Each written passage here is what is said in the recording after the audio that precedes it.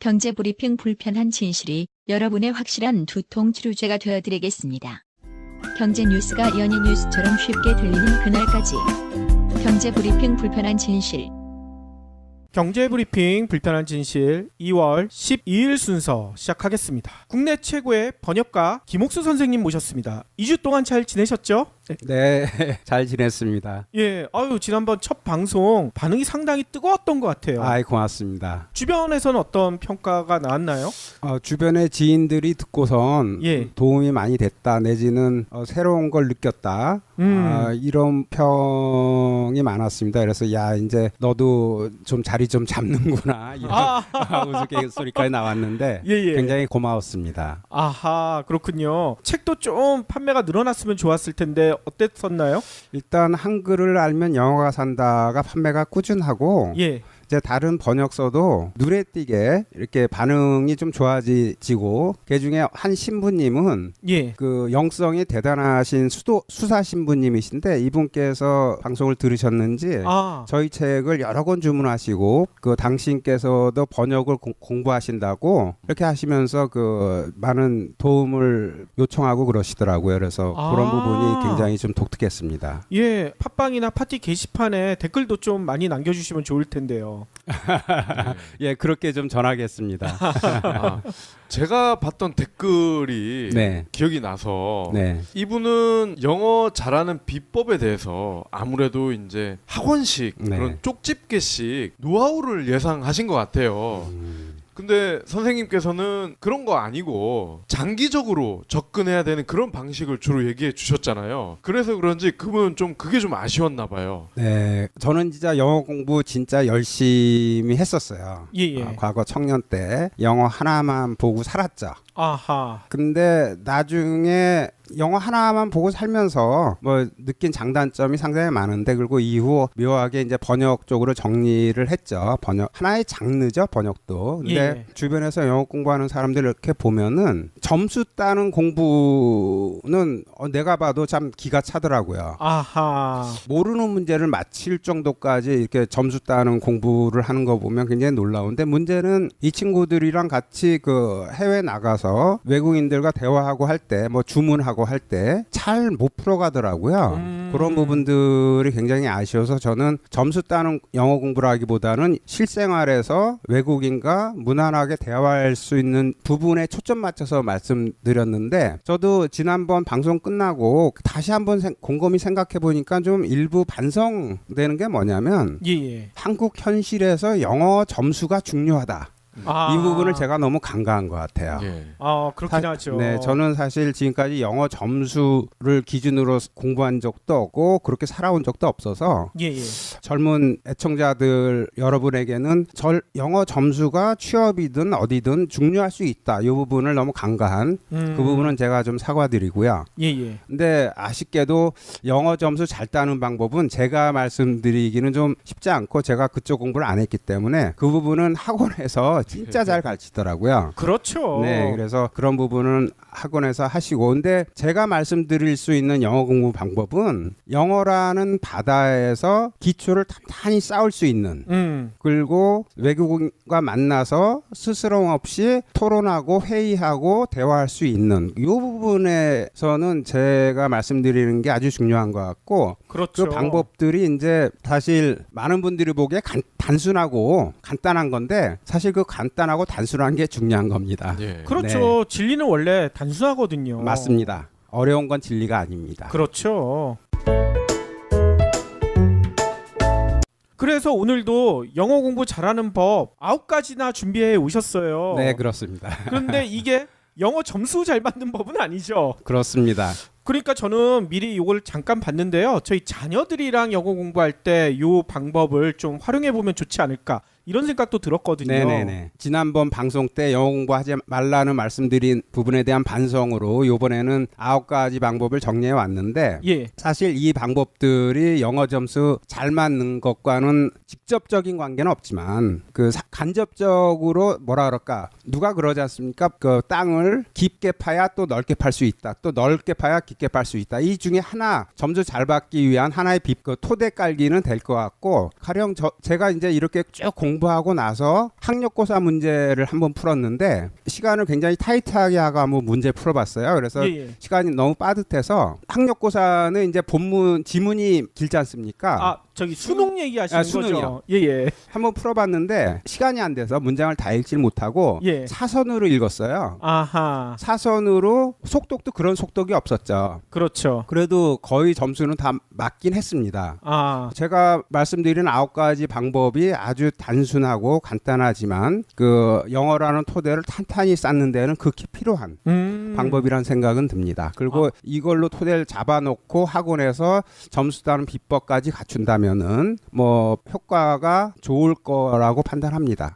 그렇겠군요. 네. 네. 그리고 지금 선생님께서 말씀해 주신 이 방법을 어렸을 때부터 네. 차근차근히 밟아 왔으면은 네. 그렇게 학원 가서 단기간에 점수 따는 법 안 배워도 될 거예요. 다만 많은 분들이 어렸을 때부터 이런 방식이 아니라 고등학교 요때쯤 가서 영어 공부를 하기 시작하니까 그때부터 이제 점수 올리는 법 배워야 되니까 시간이 별로 없잖아요.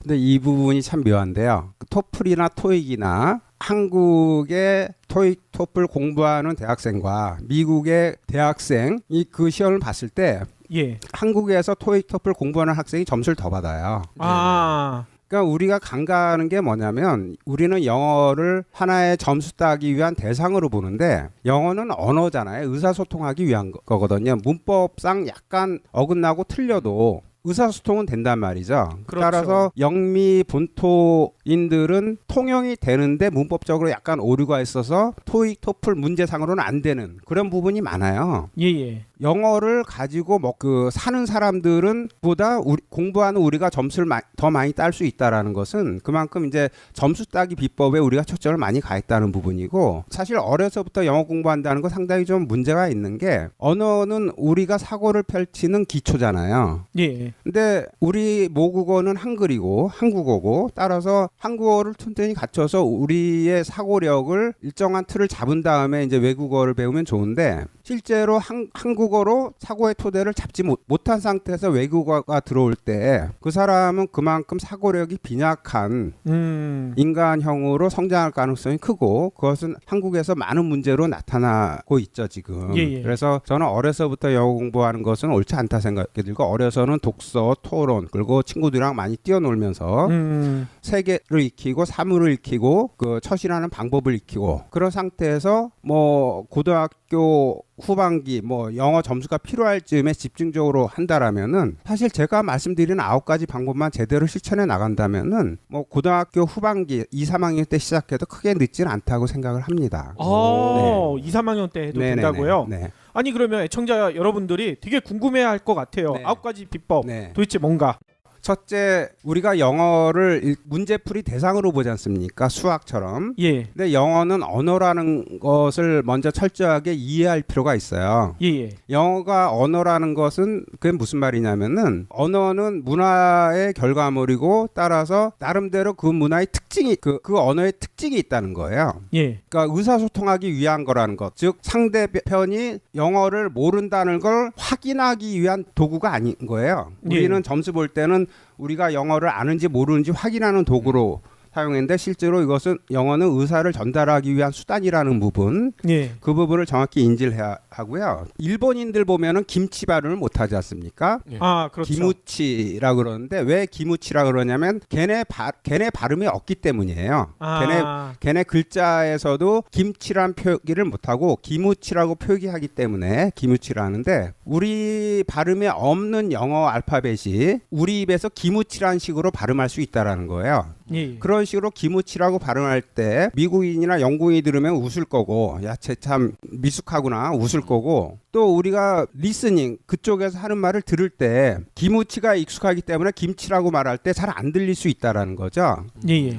따라서 우리말에 없는 발음을 정확히 혀와 입술에 달라붙게 하는 건 굉장히 중요하죠. 우리한테는 비가 온다고 할 때 비가 있죠. 영어 알파벳 B. 예. 근데 V는 없죠. V가 없다 보니까 VV 하는데 V의 V나 B의 B나 발음은 기본적으로 똑같아요. 그런 의미에서 V가 영어에 우리말에 없는 독특한 발음이 있다라는 부분. 예. 그 피가 난다 할 때 P도 있죠. 영어에. 예. 근데 F가 없죠. F 그리고 또 없는 게 가 없고 르가 이빨을 혀에 살짝 대는 건데 영화 볼 때 걔네들 발음할 때 보세요. 툭 하면은 혀에 이빨을 대는 경우 많죠. 그게 스 발음이에요. 우리한테는 없는 거죠. 예. 이 발음 굉장히 중요합니다. 그리고 우리한테 또 없는 게 R인데 RL 그러니까 우리는 가령 단어라고 표기할 때 영어를 word지 않습니까? word 예. processor. 근데 세계 국제 세계를 얘기할 때는 word예요. RL이 다 들어가죠. 예. 근데 우리는 word 그리고 진짜 word 말은 word 이렇게 하니까 word 프로세스가 아니라 word 프로세스가 된 거죠. 그리고 소녀도 걸이 아니고 걸어. 걔네는 RL 발음을 다 해요. 예. 그래서 R 발음을 다 할 때 혀를 꼰다 그러는데 꼬는 게 아니고 실제로 걔네 R 사운드가 있기 때문에 나오는 거거든요. 예. 이거 정확히 하는 거 굉장히 중요해요. 이걸 정확히 할 때 걔네가 하는 말이 귀에 들려요. 그럴 때 여러분이 야 정말 놀랍다 이런 걸 체험하실 겁니다. 아하. 그 또 하나는 사실 고3 수준에서 이제 시험에 나오는 단어가 아마 한 0단어 5천 단어 수준은 될 거예요. 5천 단어 내지는 1만 단어. 그렇죠. 우리가 일상적으로 사용하는 한국어를 볼 때 500단어 넘는 게 과연 얼마나 될까 좀 의심스러운데 그건 영어도 마찬가지예요. 예. 의사소통하는 도구이기 때문에 걔네가 일상적으로 사용하는 언어도 500단어 수준이라는 거죠. 예. 영화에서도 대화의 80%, 90% 정도는 500단어 이하고 나머지 10%에서 20%가 그 500단어 수준을 좀 넘는 수준이에요. 근데 우리는 500단어를 너무 가볍게 넘긴다는 거죠. 중학교 1, 2학년 때 하고 넘어가는 건데 자 이제 영어 팝송을 봅시다. 예. 영어 팝송을 보면은 가사를 보는 순간 이해할 수 있어야 돼요. 그리고 단어 수준이 굉장히 500단어 수준이에요. 대체로. 예. 참 쉬워요. 근데 해석을 못 하잖아요. 500단어가 약하다는 거죠, 우리가. 그래서 500단어를 정확히 익히는 거 진짜 중요합니다. 실제로 이 500단어가 얼마나 중요하냐면 가령 have라든가 get이라든가 go 이런 간단한 단어 영어 사전을 찾아보세요. 얼마나 중요하냐면 보통 어려운 단어 3,000단어 넘어가는 그 단어는 두세 줄로 설명을 하는데 예. have, be, get 이런 동사는 서너 장으로 설명을 해요, 사전. 그만큼 중요한 거예요. 그렇죠. 근데 우리는 그걸 가볍게 하고 넘어간다는 부분이 있고 따라서 500단어를 정확히 익히기 위해서 사실 수거, 관용어 이런 부분들은 우리가 모르는 경우가 많은데 가령 우리말로 뭐 똥차 앞에서 방귀 낀다 할 때 외국인들은 알아들을 수가 없죠.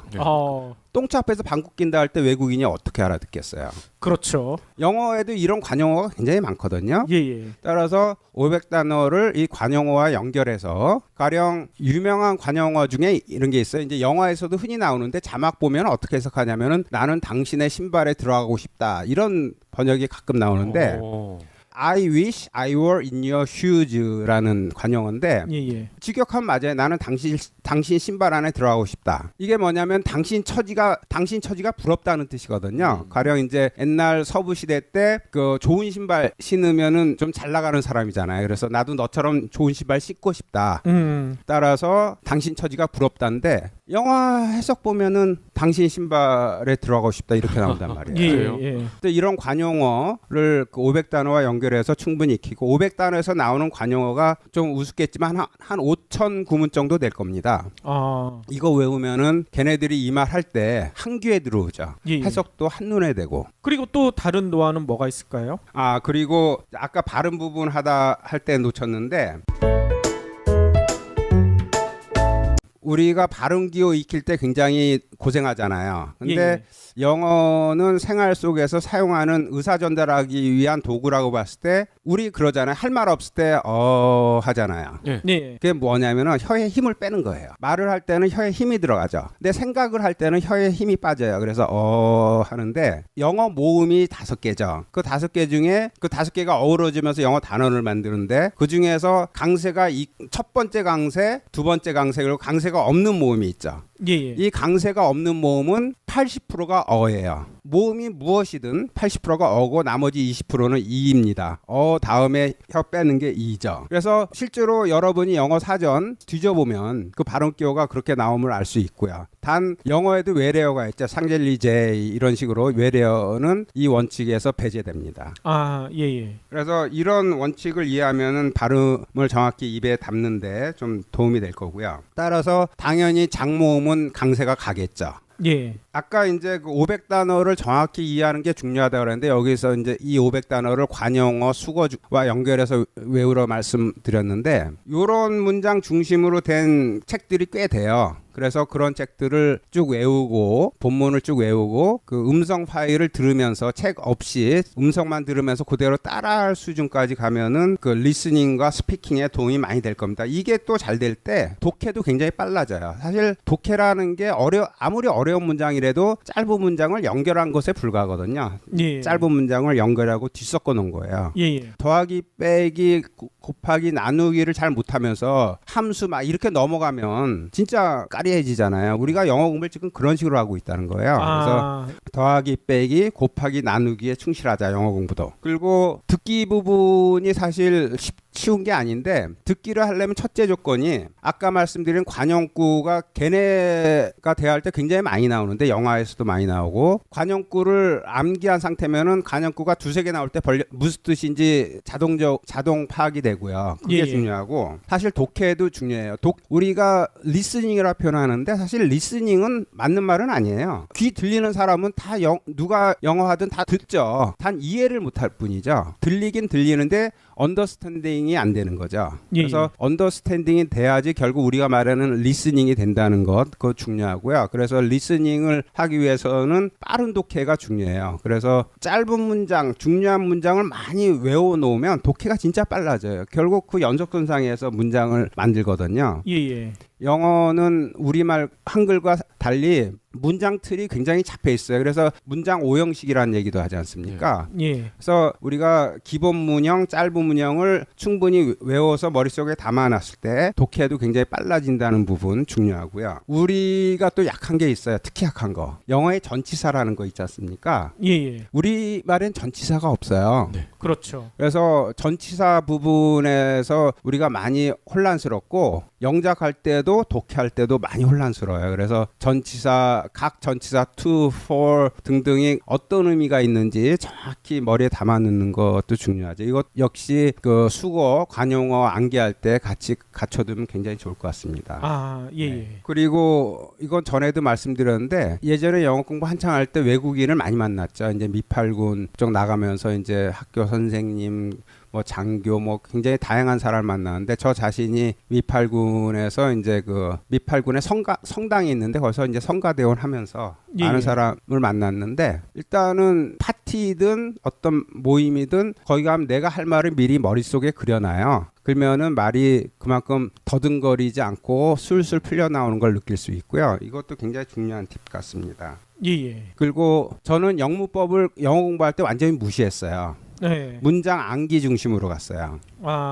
아까 말한 500단어 수거 암기 중심으로 갔는데 영어과 4학년 때 영어를 총정리하면서 한 게 성문 영어 기초영문법이에요. 중학생들이 보는 영문법 책 있지 않습니까? 이 책을 처음에 한 보름 정도에 걸쳐서 그 보름 동안은 물론 이제 그 기초영문법 그 책만 잡고 씨름했죠.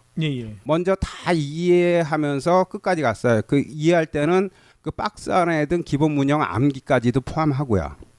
그래서 처음에 보름이 걸렸는데 두 번째 보름 끝난 다음에 다시 처음으로 갔죠. 또 가니까 한 일주일 걸리더라고요. 그래서 그렇게 4번 가는데 4번째는 이틀 만에 다 봤어요. 그러니까 암기까지 했는지 확인하면서 영문법에 밀릴 일이 없죠.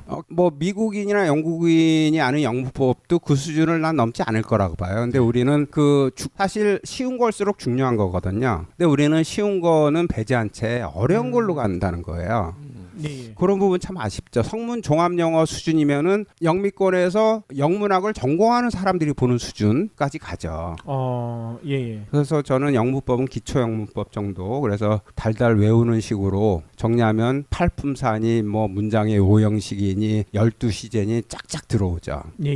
그리고 마지막으로 이거 제가 누차 말씀드리는 건데 우리말이든 영어든 언어잖아요. 그리고 이 언어는 문화의 산물이고 서로 살아온 방식이 다르잖아요. 수천 년 동안. 근데 영어가 지닌 특징 그리고 한글이 지닌 특징을 우리가 배제한 채 공부한다는 거예요. 왜냐면은 우리 머릿속에는 한글이 우리 사고를 풀어나가는 틀로 잡혀 있어요. 예. 우리 머릿속엔 한글, 우리말이 잡혀 있는데 그 토대로 영어를 습득하고 영어를 구사하려고 하는 거예요. 사실 영어를 이해하고 영어를 구사하려면은 영어 특징에 맞게 나와야 되잖아요. 근데 영어 특징도 모르고 한글 특징도 모르니까는 영어 특징을 배제한 채 우리 몸속에 배한 한글 특징에 맞게 영어가 재편돼서 나오는 거예요. 예. 그러니까 이제 한글리시가 나오는 건데 예. 그 각각의 언어가 지닌 특징을 파악한다면은 영어 공부할 때 그리고 영어로 사물을 설명할 때 굉장히 도움이 많이 될 겁니다. 예. 네. 지금까지 김옥수 선생님의 9가지 영어 공부 노하우 들어봤더니 역시 이런 생각이 드네요. 영어 공부에도 왕도는 없구나. 열심히 애워야 된다. 뭐 이런 얘기인 것 같아요. 예, 영어는 거의 암기 과목입니다. 그렇죠. 네. 젊어서 영어 공부에 빠졌고 이후 30년 넘게 이제 영어를 먹고 살았는데 뭐 다음 시간에 다시 이제 번역계에 대해서 그리고 통역계에 대해서 이제 제가 아는 대로 설명을 드리겠지만 예. 영어에도 왕도가 없고 배움에도 왕도가 없고 우리 삶에도 왕도는 없는 것 같아요. 그렇죠. 중요한 건 자신이 무엇을 하면서 살아가길 원하는지 자신의 적성과 취향은 무엇인지 정확히 파악하고 자신이 하고 싶은 일을 하면서 살아가는 것 그게 그 인간한테 가장 행복한 지름길 이게 삶에서 우리한테 보장하는 하나의 왕도라면 왕도일 것 같아요. 근데 문제는 우리가 자신의 취향을 배제한 채 사회에서 요구하는 형태로 맞춰 나가려고 애쓴다는 것 이거는 사회적으로 그리고 자신 하나밖에 없는 우리 인생에서 굉장히 커다란 손실이죠. 예예. 네. 지난 금요일 날 평창 동계올림픽 개막했잖아요. 그러면서 또 깡받는 분야 중에 하나가 동시통역. 그분들 너무 멋있게 나오시더라고요. 저희 애도 그거 보면서 아빠 저렇게 동시통역을 하려면 어떻게 공부를 해야 돼요? 이런 거 물어보더라고요. 네, 동시통역 영어 공부하는 사람한테는 꿈이죠, 꿈. 그렇죠. 네, 저도 동시통역 준비를 한 1년 했습니다. 제가 이제 외대 영어과 나와서 외대 영어과 이제 동시통역 대학원이 생겨서 이제 그걸 목표로 공부를 했는데 그때 참 공부 열심히 많이 했던 것 같아요. 예예. 근데 세월이 지나서 다시 생각하니까 그때 내가 왜 동시통역을 준비했을까 그걸 목표로 했을까 따져보니까 그게 나를 행복하게 한다는 그런 관점보다는 영어를 공부했으니까 끝장을 보자. 영어에서 최고다. 라는 좀 인정을 받아보자 이런 욕심이 많이 작용했다 생각이 들고요. 그리고 실제로 이제 같이 공부하던 친구들이 이제 동시통역 대학원에 많이 들어갔고 이후 동시통역사로 많이 활동하죠. 가령 그 중에 하나가 과거에 영국 엘리자베스 여왕이 오셨을 때 동시통역했던 그 여성 동시통역가. 되게 친구, 유명한데. 네, 예. 그 친구가 이제 이대 영어과 나와서 나랑 같이 공부하고 외대 동시통역과 들어간 친구인데. 예예. 그 외에도 이제 동시통역가가 많죠. 근데 재밌는 게 한글과 영어는 동시통역이 안 돼요. 동시통역을 하잖아요. 자 봅시다. 그냥 간단하게 봐서 우리가 영어 공부한 바에 의하면은 영어와 한글은 어순이 거꾸로잖아요. 네. 그렇죠. 근데 어떻게 동시통역이 되겠어요? 그래도 동시통역을 한다면 그거는 영어로 말할 내용을 동시통역가가 미리 다 입수했다. 그래서 같이 한글로 동시에 뱉어내는 그 경우에나 이제 시청자가 볼 때 동시통역이지 내용이 모를 때는 동시통역이 안 됩니다. 그래서 실제로 국제회의 한 3시간 한다. 예예. 할 때 동시통역가 들어가면은 자료를 엄청나게 받아요. 그래서 한 3일에서 일주일 동안 그 공부를 하죠. 그래서 대충 저 사람은 무슨 말을 할 것이다 예상하고 하는 게 동시통역이에요. 듣고 하는 게 아니라 저 사람이 지금쯤 뭔 얘기를 하겠구나. 그걸 예상하고 벌써 한글로 들으면서 예상하면서 이게 믹서되는 거죠. 듣기만 하고는 동시통역이 안 되죠. 그래서 그렇군요. 동시통역 3시간이면은 뭐 페이가 상당해요. 예. 시간으로 따지면은 그만큼 센 페이가 없죠. 근데 그 사람이 3일에서 일주일 넘게 그 자료 연구하고 그거 치면은 그렇게 센 게 아닙니다. 네. 그렇군요. 네. 하긴 저희가 기자 시절에 네. IT 쪽 취재를 가 보면은요. 이제 글로벌 기업들 한국 지사에서 많이 영업을 하니까 그쪽에서 행사를 하면은 꼭 동시 통역하시는 분들이 들어오세요. 네. 근데 IT 분야라는 게 네. 이제 용어도 생소하고 네, 맞아요. 아무래도 통역하시는 분들도 잘 모르시니까 예.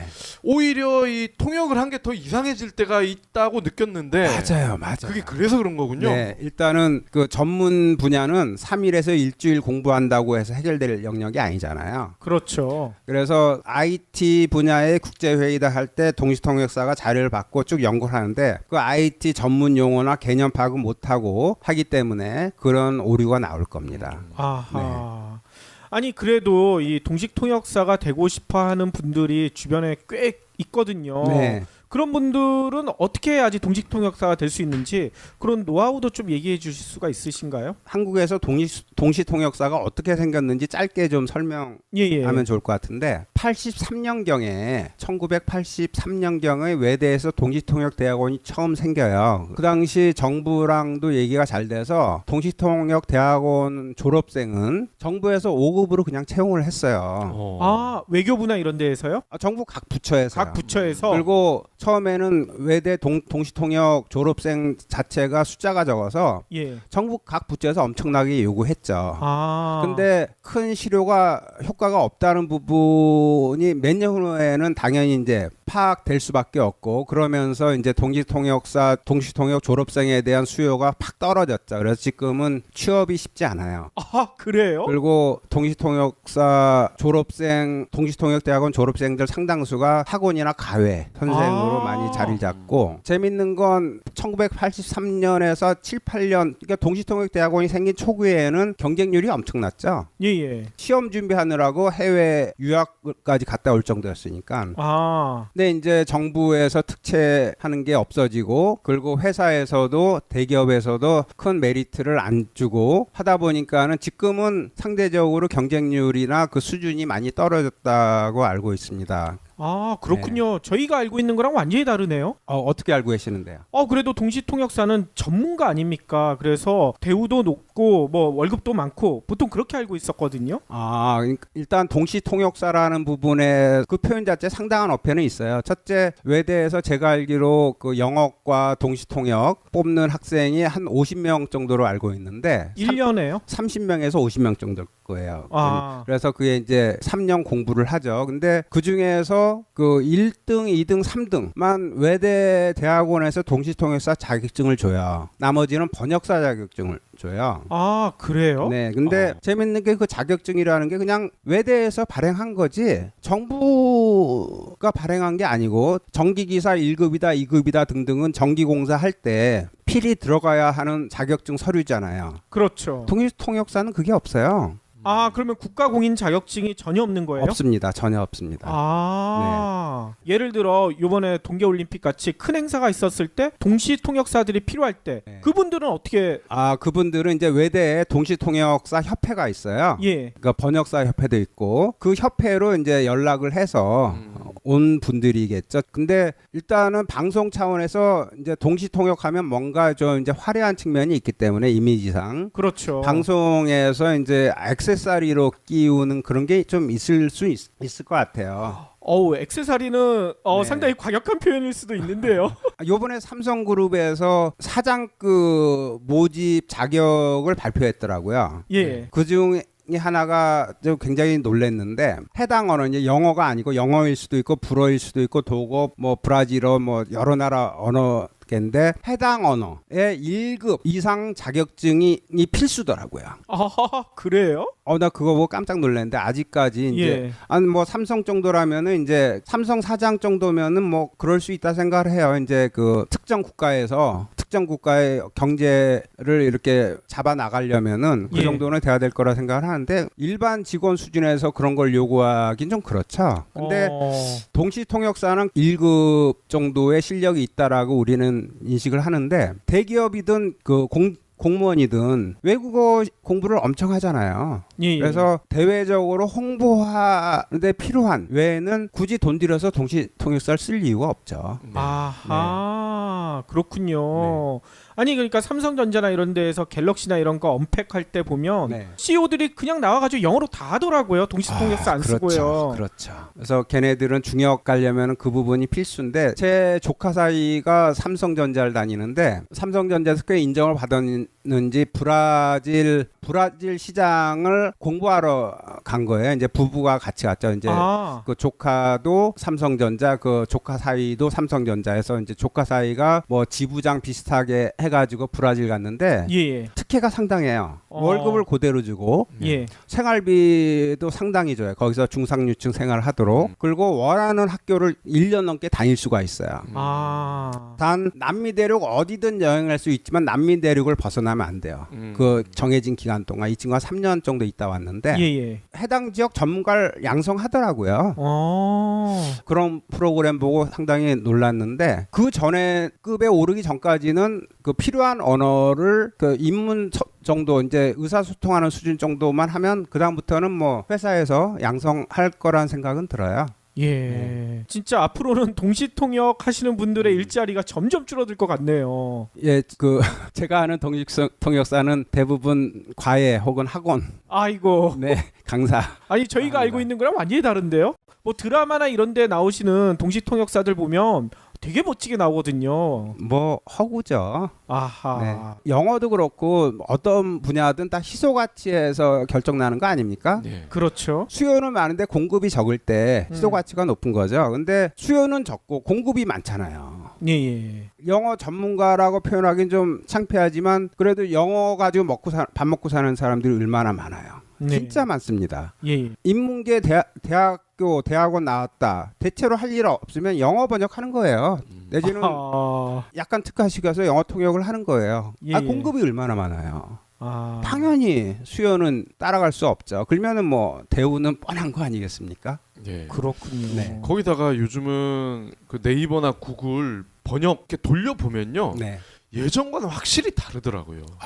그거 앞으로 저도 앞으로 10년, 15년이면은 번역 손 놔야 될 거라는 예상을 하는데 저는 이제 가끔 그런 부탁을 받아요. 이것 좀 번역해달라 혹은 이것 좀 영작해달라. 상당히 귀찮죠. 왜 귀찮냐면은 저한테 영어는 돈벌이거든요.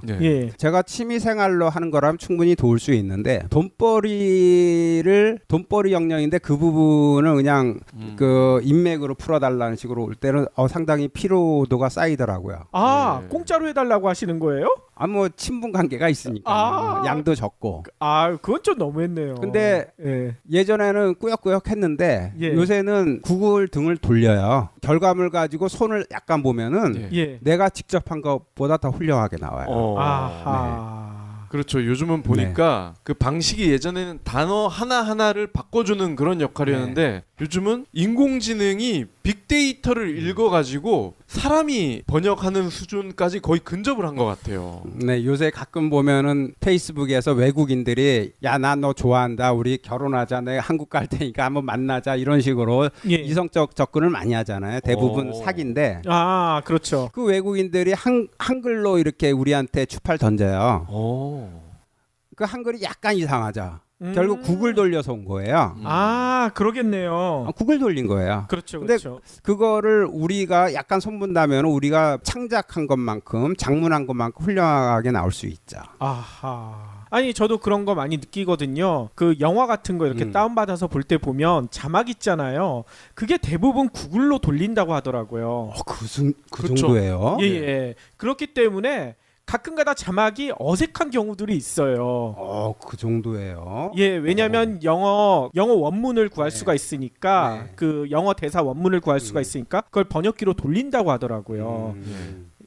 근데 영화를 보는데 크게 지장은 없는 정도란 말이죠. 이제는 어차피 화면이 나오니까 뭐 보면서 보면 뭐 그래도 다 이해가 되긴 됩니다. 그렇지만 또 출판 번역은 좀 다를 것 같다는 생각이 들거든요. 출판 번역이 네네네. 구글 번역처럼 나오면은 그 책 안 살 거 아닙니까? 아직은 그렇죠. 예, 예. 10년, 15년 후면 어쩔지 모르겠는데, 근데 이제 통역 부분은 이제 아까 동시통역 말씀을 드렸으니까 그걸로 넘어가고, 이제 영어로 먹고 사는 게 또 번역 분야가 있죠. 그렇죠. 이제 외대 동시통역 대학원에서도 이제 대다수에게는 4등부터는 이제 번역사 자격증을 주는데, 아, 사실 번역사 자격증은 그것도 좀 우스운 제도인데, 비정부 기관, 그러니까 개인이 설립한 기관에서 번역사 자격증 시험 가끔 좀 봐요. 아 그래요? 뭐 두 군데서 보는 걸로 알고 있는데, 그리고 영어 공부하는 상당수가 자격증 시험을 보죠. 이제 돈을 내고. 예예. 근데 그 자격증은 아까 얘기했던 전기기사 1, 2급 그런 자격증이 아니라 그냥 개인이 그냥 주는 자격증이에요. 예예.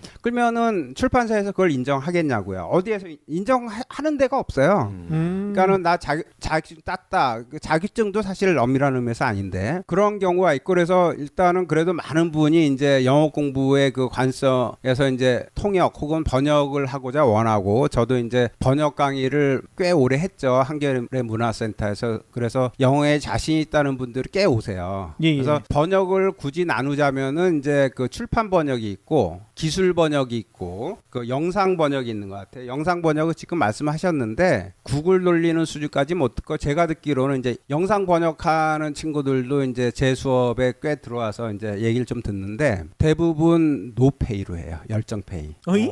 그러니까 이름을 알리는 차원에서 어차피 영어 공부를 하잖아요. 아. 그러니까는 영어 공부 한다는 차원에서 이름도 알리기 위해서 노페이로 해요. 아하. 그런 경우가 많아요. 그래서 노페이로 꽤 오래 가다가 이제 실력을 인정받은 다음에야 이제 페이가 조금씩 나오는데, 예예. 그것도 수요 공급선에서 결정 나죠. 아 그렇군요. 그래서 우리 사회가 청년들한테 너무 가혹하다, 그런 생각이 좀 들고, 예예. 이제 기술 번역은 주변에서 기술 번역하는 친구들이 있어요. 이제 번역계에 진입하기 제일 좋은 게 기술 번역인데, 기술 번역이라 하면은 재밌는 게 이제 삼성이다, 이제 정부에서도 나와요. 뭐 장보고 프로젝트 하면 장보고 프로젝트에서 그 번역할 일감이 트럭으로 몇 대였어요.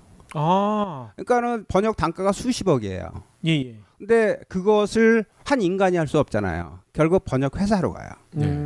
그럼 번역 회사에서 그걸 이제 쪼개는 거예요. 수많은 기술 번역가들한테 쪼개고. 그러니 기술 번역가도 먹고 번역 회사도 먹고 당연히 수입이 적을 수밖에 없죠. 예. 제가 아는 후배 한 명은 이제 기술 번역계에서 그래도 꽤 인정을 받는 친구인데, 이 친구 노동 시간 보면은 아까 말씀드렸듯이 덩치가 크잖아요. 그리고 짧은 기간 안에 처리해야 되잖아요. 예예. 작업 물량이 엄청나요.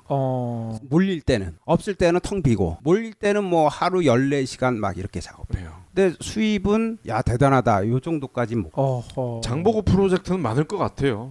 장 볼 게 많이 있을 것 같아요. 몇 트럭 있었대요 그때.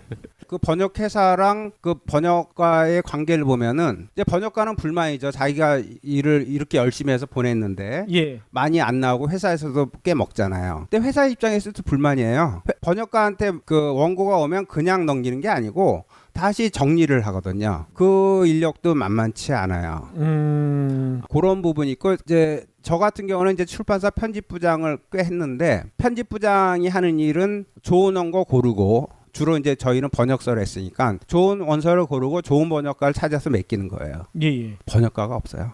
한국에 출판 번역한다는 사람은 널렸는데 믿고 맡길 사람이 없어요. 고르고 골라서 최고 단가로 번역을 맡겼더니 어느 정도 번역이 오냐면은, 내용은 어떤 거냐면 미국의 한 영문과 교수가 갑자기 퇴직을 당하고, 그래서 2년 동안 바닥 생활, 그러니까 그냥 바닥으로 가라앉다가 2년 만에 몫으로 거듭나는 과정을 그린 책이에요. 예예. 근데 이 사람이 자식을 또 많이 낳았어요. 하여튼 걸리는 대로 난 거예요, 자식을. 아하. 주렁주렁 매달렸는데, 그래서 이 사람이 몫으로 다시 자기 생활을 잡고 이제 자식들을 보는데, 언니가 막내 여자의 옷을 입히는 거예요. 이제 학예에 간다고. 예. 그 막내를 보면서, 그리고 옷을 입히는 언니를 보면서, 내용은 언젠가 쟤들도 다 커서 멋진 청년을 데리고 와서 아빠 나 이 사람이랑 결혼을 하려 하겠죠. 예예. 하겠지. 그러면 나는 어떻게 할까? 어떤 마음이 들까? 충분히 회상할 수 있잖아요, 아빠로. 그렇죠. 이게 어떻게 왔는지 아세요, 번역이? 쟤네들이 잘하다 보면 옆집 아저씨가 쟤를 강간하겠지. 에? 번역이 그렇게 왔다고요? 예. 오호. 최고 번역가라는 사람이. 오. 네, 그래서 하도 화가 나가지고 전화해서 따졌어요. 네. 이 사람 말이 도저히 감이 안 잡혔대요. 원문 감이. 예. 그래서 그 부분 대충 이런 거 같다 해서 창작했다 하더라고요. 아. 그게 한국의 번역 수준이에요. 그러니까 나는 원문을 볼 줄 아니까 그렇게라도 고치지. 예. 예. 원문 이만큼 볼 줄 아는 편집자가 얼마나 있겠냐고요. 출판사에. 예. 그러니까 대충 그렇게 나오는 거예요. 아니 가족 드라마를 호러물로 만들어 버렸네요. 그렇죠. 그분은. 그렇죠. 그 사람이 착하긴 했어요. 나중에 알아보니까 한 달 몸살 알았다고 그러더라고요. 너무 창피해서. 아하. 네. 그러니까 제가 편집부장을 간둔 가장 큰 이유도 예. 내가 편집부장으로 계속 있는 것은 낭비다라는 느낌이 너무 강했던 거예요. 아. 번역 물감 맡기면 돈 네. 번역료 다 주잖아요. 근데도 결국 내가 다시 처음부터 다 번역하는 상황. 아이고 일을 어차피 두 번 하게 되는 거네요. 그렇죠. 그래 그럴 바에는 내가 출판사를 정리하고 전문 번역을 하는 게 낫겠다 아하. 이렇게 결정을 내린 건데 예예. 실제로 출판사 편집부는 번역 원고로 다 고생해요. 고생 안 하는 사람이 없어요. 아. 그 심정 알죠. 예예. 근데 또 한 가지 아쉬운 건 이제 제가 나름대로 한글을 정리하고 나서 보니까는 이 출판사 편집부도 또 언어에 대해서 굉장히 보수적이더라고요. 그것 때문에 내가 한글 어법에 맞게 번역을 했을 때 출판사 편집부가 받아내지를 못하는 걸 보고 이제 출판사를 하나 차리게 된 거죠. 근데 예. 저는 애청자 여러분한테 그 우리 빛꽃 출판사에서 나온 책을 한번 좀 읽어보시라고 권하고 싶어요. 그럼 왜 번역이 중요한지, 왜 고전 문학이 중요한지를 느끼실 수 있을 겁니다. 아하. 지금까지 김옥수 선생님으로부터요 영어 공부 잘하는 9가지 비법뿐만 아니라 우리가 환상 가지고 있었던 통역가의 세계 너무나 충격적이었습니다. 저희는 웬만한큼 영어 잘하고 외국어 잘하는 친구들한테 동시 통역가 되라 이렇게 얘기를 했었는데 이거 그렇게 얘기했다가는 큰일 나겠네요. 그렇죠.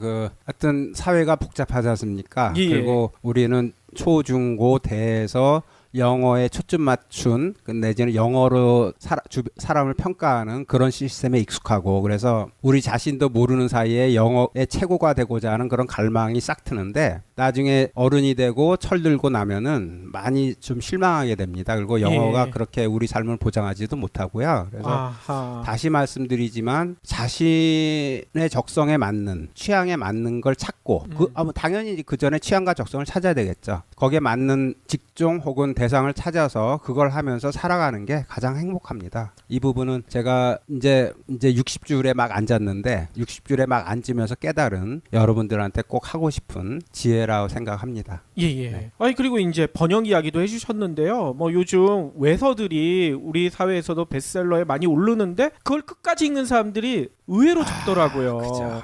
그 이유가 혹시 번역이 좋지 않기 맞아요. 때문이 아닐까 이런 의심이 드는데요. 네. 다음 시간에는 네네. 그럼 좋은 번역, 나쁜 네. 번역, 요 네. 구분할 수 있는 방법 네. 이런 것들도 좀 알려주셨으면 좋을 것 같습니다. 네, 그렇게 하겠습니다. 좋은 네. 번역은 우리 문화를 살리는 데 아주 중요한 재료입니다. 그런 의미에서 어떤 게 좋은 번역이고 어떤 게 나쁜 번역인지 그리고 독자로서 좋은 번역을 살리기 위해서 어떻게 해야 하는지 그런 부분 제가 느낀 대로 말씀드리도록 하겠습니다. 예, 그러면 오늘 긴 시간 동안 귀한 말씀 너무나 감사드리고요. 다음 시간에 또 뵙도록 하겠습니다. 네, 감사합니다. 또 뵙겠습니다. 예, 수고하셨습니다.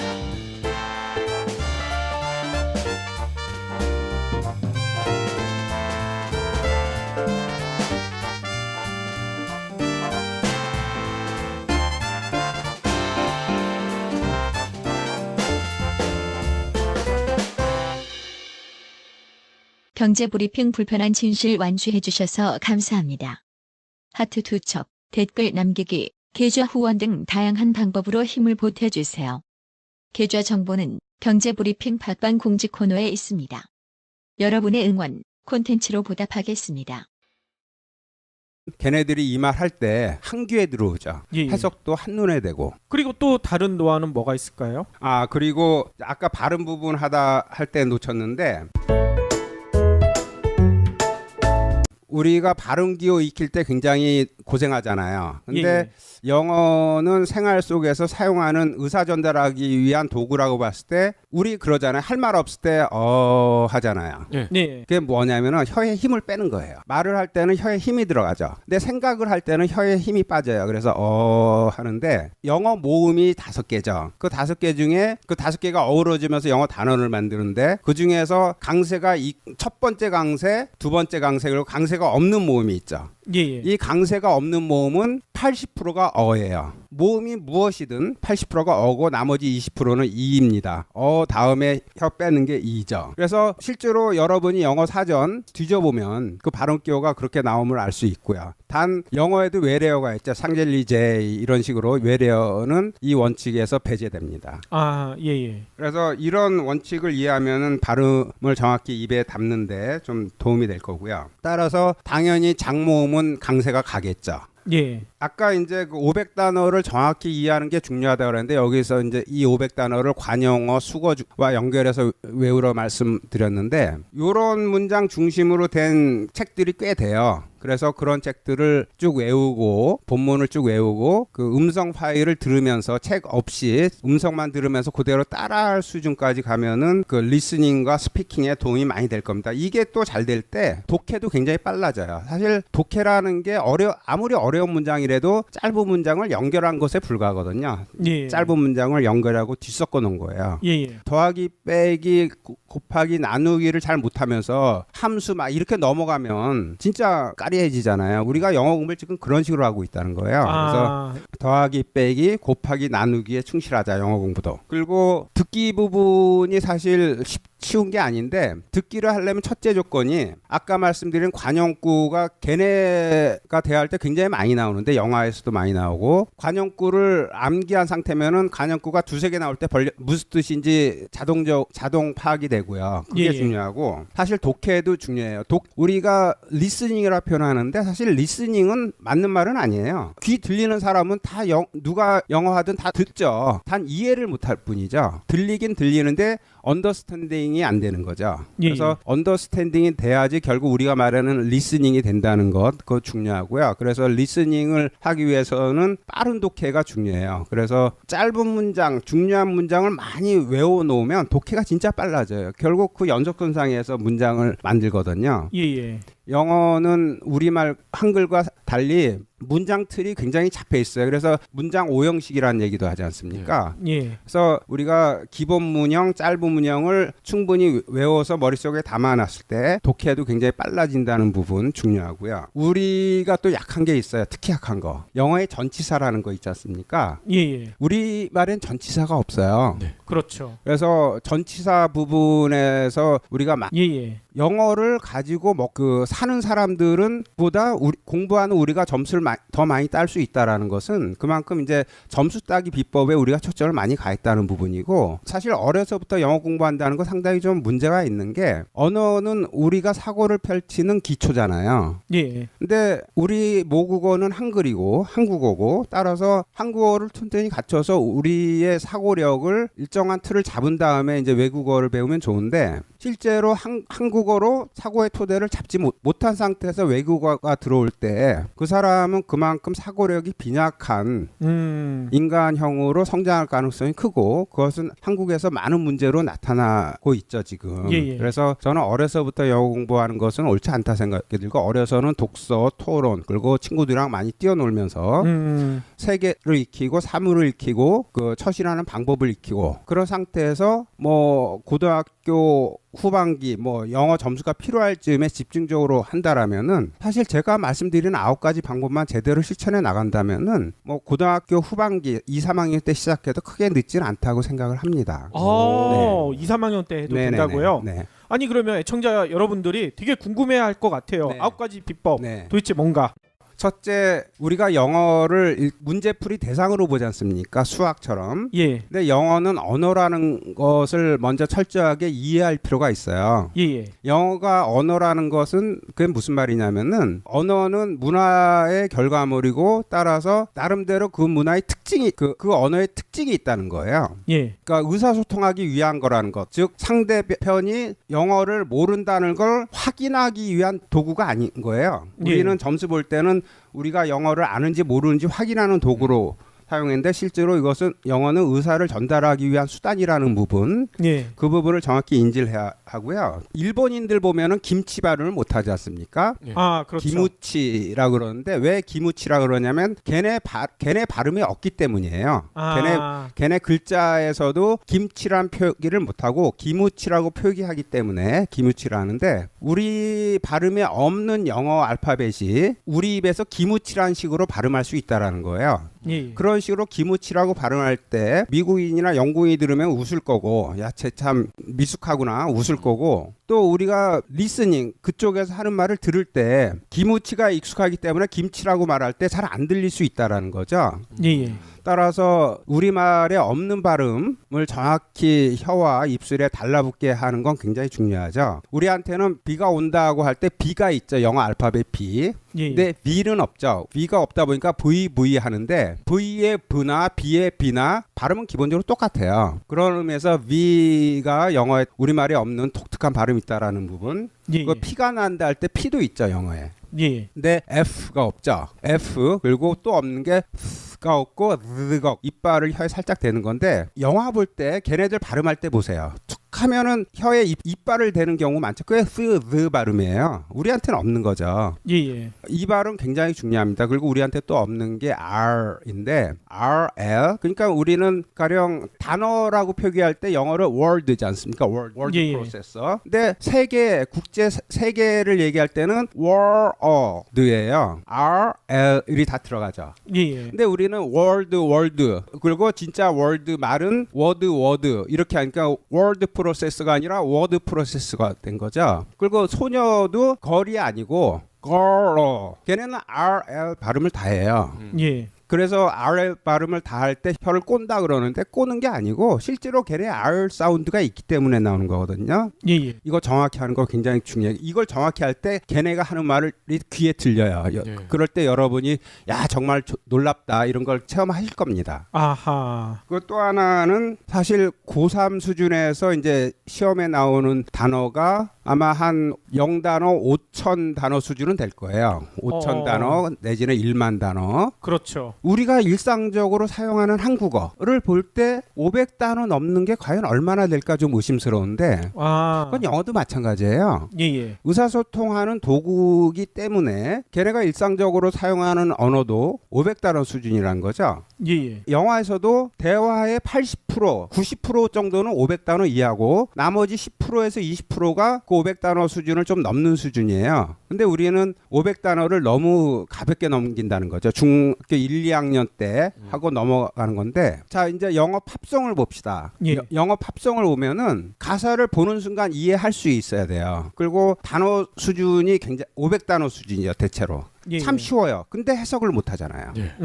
500단어가 약하다는 거죠, 우리가. 그래서 500단어를 정확히 익히는 거 진짜 중요합니다. 실제로 이 500단어가 얼마나 중요하냐면 가령 have라든가 get이라든가 go 이런 간단한 단어 영어 사전을 찾아보세요. 얼마나 중요하냐면 보통 어려운 단어 3,000단어 넘어가는 그 단어는 두세 줄로 설명을 하는데 예. have, be, get 이런 동사는 서너 장으로 설명을 해요, 사전. 그만큼 중요한 거예요. 그렇죠. 근데 우리는 그걸 가볍게 하고 넘어간다는 부분이 있고 따라서 500단어를 정확히 익히기 위해서 사실 수거, 관용어 이런 부분들은 우리가 모르는 경우가 많은데 가령 우리말로 뭐 똥차 앞에서 방귀 낀다 할 때 외국인들은 알아들을 수가 없죠. 똥차 앞에서 방귀 낀다 할 때 외국인이 어떻게 알아듣겠어요? 그렇죠. 영어에도 이런 관용어가 굉장히 많거든요. 예. 따라서 500단어를 이 관용어와 연결해서 가령 유명한 관용어 중에 이런 게 있어요. 이제 영화에서도 흔히 나오는데 자막 보면 어떻게 해석하냐면은 나는 당신의 신발에 들어가고 싶다. 이런 번역이 가끔 나오는데 I wish I were in your shoes라는 관용어인데 예. 직역하면 맞아요. 나는 당신 신발 안에 들어가고 싶다. 이게 뭐냐면 당신 처지가 부럽다는 뜻이거든요. 가령 이제 옛날 서부 시대 때 그 좋은 신발 신으면은 좀 잘 나가는 사람이잖아요. 그래서 나도 너처럼 좋은 신발 신고 싶다. 따라서 당신 처지가 부럽다는데 영화 해석 보면은 당신 신발에 들어가고 싶다 이렇게 나온단 말이에요. 예. 이런 관용어를 그 500단어와 연결해서 충분히 익히고 500단어에서 나오는 관용어가 좀 우습겠지만 한 5천 구문 정도 될 겁니다. 이거 외우면은 경제 브리핑 불편한 진실이 여러분의 확실한 두통 치료제가 되어드리겠습니다. 경제 뉴스가 연예 뉴스처럼 쉽게 들리는 그날까지 경제 브리핑 불편한 진실.